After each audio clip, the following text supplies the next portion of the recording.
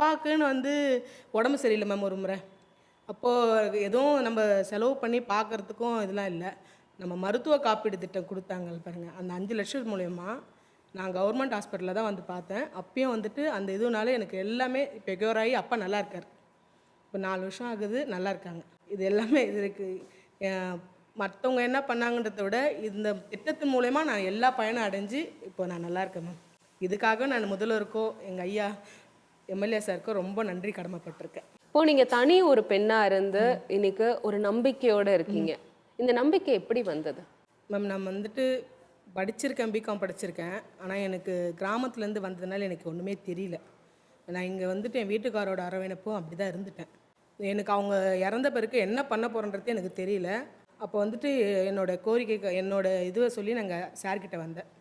சரிம்மா நீ படிச்சிருக்க, ஊர்லேருந்து வந்திருக்கனா வந்து எனக்கு எதுவுமே படிச்சிருக்க சார், ஆனால் எனக்கு எதுவும் தெரியாதுன்னு. பரவாயில்ல, உனக்கு நான் சொல்லி கொடுத்து இந்த வேலையை உனக்கு கொடுக்குறேன் சொல்லி சார் கொடுத்தாரு. இப்போ நான் ஒரு 3 வருஷமாக இங்கே வேலை செய்கிறேன். எங்கே வேலை பார்க்குறீங்க? இங்கே தான் மேம், சாரோட ஆஃபீஸில் சேவை மையம் எனக்கு போட்டு கொடுத்துருக்காரு. சேவை மையத்தில் இன்னைக்கு நீங்கள் வேலை பார்க்குறீங்க? வேலை பார்க்குறேன். அது மூலயமா இப்போ நான் பட்ட கஷ்டத்துக்காக எத்தனை பேர் வராங்க. முதியோர் ஓய்வூதியம், விதவை பென்ஷனு, முதல் பட்டதாரி, அது மூலயமா நான் நிறைய பேருக்கு இப்போ ஐயா மூலயமா ஒரு 3500 பேருக்கு நாங்கள் இது பண்ணியிருக்கோம். சர்டிஃபிகேட் வாங்கி கொடுத்துருக்கோம், பென்ஷன் வாங்கி கொடுத்துருக்காங்க. எல்லாமே அந்த ஊனமுற்றோர்களுக்கான பென்ஷனு, அவங்களுக்கு பஸ் பாஸு எல்லாமே சார் மூலயமா நான் அதை இது பண்ணி கொடுத்துருக்கேன். உங்கள் பேர் என்ன? என் பேர் ரேவதி மேம்.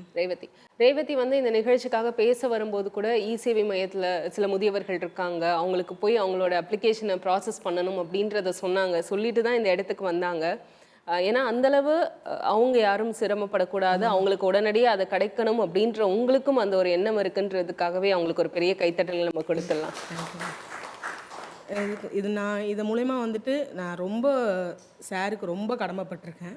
அது ரொம்ப சொல்லிக்கிறேன். ஏன்னா எனக்கு எதுவுமே தெரியவே தெரியாது. என் பேர் என்னமான்னு கேட்டார், அவ்வளோதான். என்ன பண்ணுற, என் பேக்ரவுண்ட் என்ன, அதெல்லாம் கூட எதுவுமே கேட்கல. இந்த ஒரு நிலைமை கொண்டு வந்து நம்மக்கிட்ட வந்து பென்ஷனுக்கோ எதுக்கோ வராங்கன்னா அவங்கக்கிட்ட வந்துட்டு நீ எதுவும் பேசிக்காத, முடிஞ்சால் கொடுக்கட்டும், இல்லைன்னா பரவாயில்ல. அவங்கக்கிட்ட காசு வாங்கி தான் பண்ணணும். ஒரு கம்யூனிட்டி சர்டிஃபிகேட் வாங்கிறதுக்கோ ஒரு வாரிசு சான்றிதழ் வாங்கிறதுக்கோ ரொம்ப கஷ்டப்படுவாங்க. இப்போல்லாம் அப்படி எதுவுமே இல்லை. நம்ம பண்ணோம்னா அவங்களே வீட்டுக்கு வந்து வெரிஃபிகேஷன் முடிஞ்சுட்டு உங்களுக்கு சர்டிஃபிகேட் வந்துடுது. அதுவே நம்மளுக்கு ஒரு பெரிய இது தானே. இன்னொரு இடம் போயிட்டு நீங்கள் அலைய வேணான்னுட்டு அவர் வச்சு நடத்திருக்காங்க. இது மூலமா நான் எல்லா விதமான பயனும் அடைஞ்சிருக்கேன்ற சொல்கிறதுல ரொம்ப நன்றி சொல்லிக்கிறேன். தேங்க்யூ.